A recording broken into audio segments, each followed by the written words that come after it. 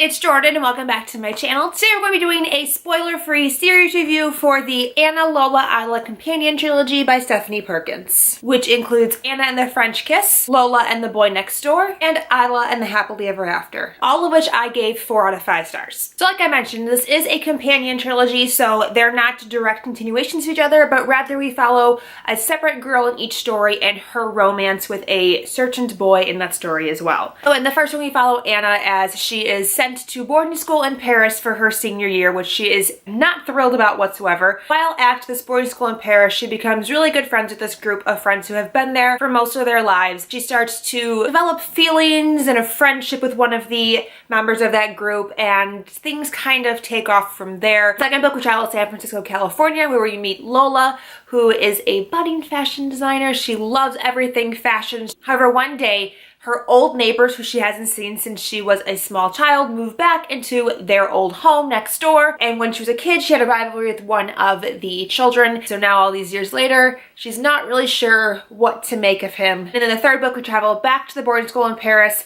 and it follows Isla and Josh, who you meet in the very first book. And they are both a year younger than the main characters in Anna and the French Kiss. And so they're still at the boarding school in Paris while everyone else has graduated. Friendship is starting to blossom between the two of them, which they haven't been able to have in the past because Josh has been so in tune with this other friend group. So the 3 stories are very distinct. They're very different. Each girl has a very different love story. In one of the stories, the girl has a boyfriend pre-page 1, and so she's having to go through the thoughts and feelings of maybe breaking up with this boyfriend and how she now has a crush on this new boy. In another book, we have a girl who's had a crush on the main boy interest for most of high school, what it means to finally be noticed by your crush and possibly even be considered romantic interest by your crush. And then another one of the books, we follow a girl who starts off with a really great friendship with this boy, but then things kind of progress and move further. It covers the how to transition a friendship to a relationship and what that means for a friendship. Stephanie Perkins did a very good job of making each individual girl's story feel unique and stand on its own, so you're not reading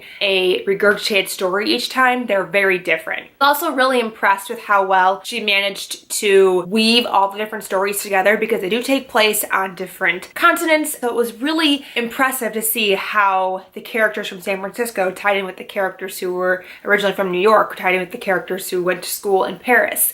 And I was just really impressed by how she managed to weave all those stories together. It was really beautifully done, and I really enjoyed it. We do see the most of Anna from Anna and the French Kiss because she is the first character we're introduced to, and she does show up in all 3 books. I really enjoyed seeing the progression of her character, even though she wasn't someone that we were following actively throughout the whole series. We do get to see how she grows and how her relationship grows. I really loved it. I loved seeing that because she was the character that I felt the most for.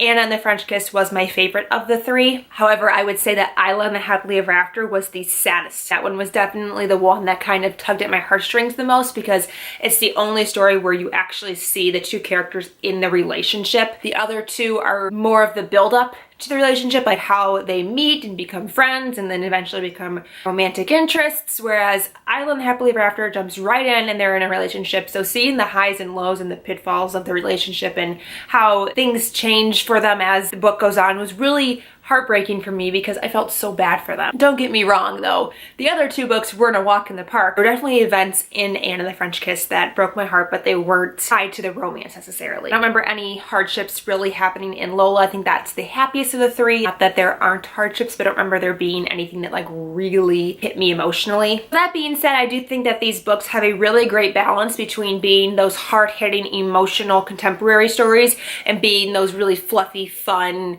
summary reads as well. There's a good balance of both hardships, humor, and sweetness and love. I really loved how she incorporated all those different aspects into each of the books. Because they are companion novels, I don't think you have to necessarily read them in this order. I think you get the best story overall, like the best overall arc, if you read all 3 of them in the correct order. Anna and the French Kiss doesn't sound interesting to you and you want to go right in and read Lola and the Boy Next Door.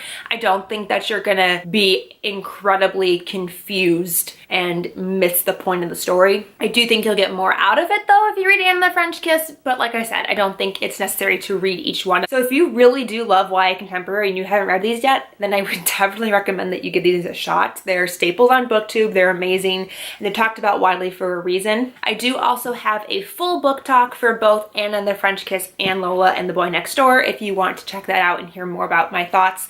I do go in depth, I do talk about spoilers in both those videos, so I will link those if you want to hear my thoughts for either of these books. That's really all I have to say on the Anna, Lola, Isla trilogy by Stephanie Perkins. If you've read these, I'd love to know what your thoughts are in the comments down below. Thank you guys so much for watching. Until next time, I'll talk to you very soon. Bye!